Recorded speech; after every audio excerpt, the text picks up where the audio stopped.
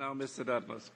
Thank you very much. There's just a few basic facts to get across, which don't seem to go into the dialogue at all. I don't mean just this dialogue. I mean all the dialogues that have taken place, including the referendum. Very simple point. If you want to export goods to another country, you have to obey the regulations in that country. If you want to export cars to the United States, as Germany does in huge volumes and value, German car manufacturers have to obey US regulations.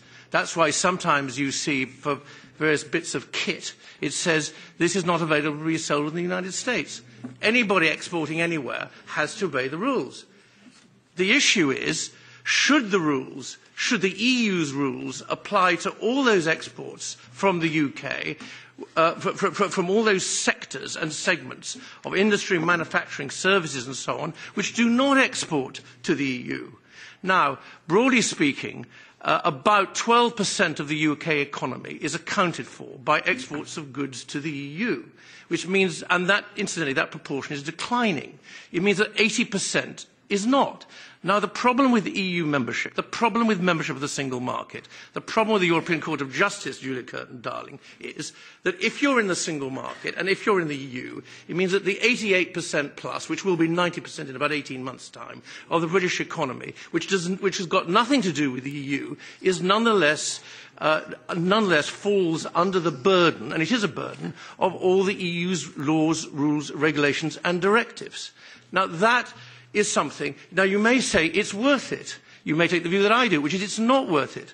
But at least that should be in the discussion. Instead of this, frankly, this is just completely ignored. European Court of Justice, what the European Court of Justice does, amongst other things, is it enforces the rules of the single market.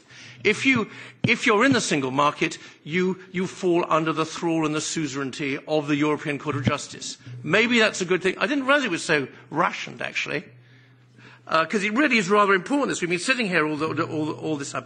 And I'll just make one final point. I really am very quick. I'll pray in the indulgence of the Chairman.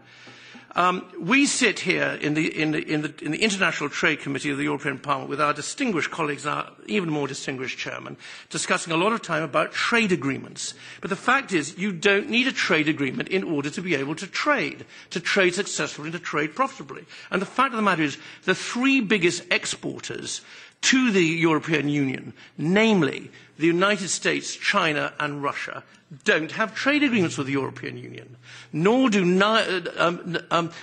5 of the top 10 traders, nor do 11 of the top 20. You don't need a trade agreement in order to be able to trade. And I think this whole report is looking at it from the wrong end of the telescope.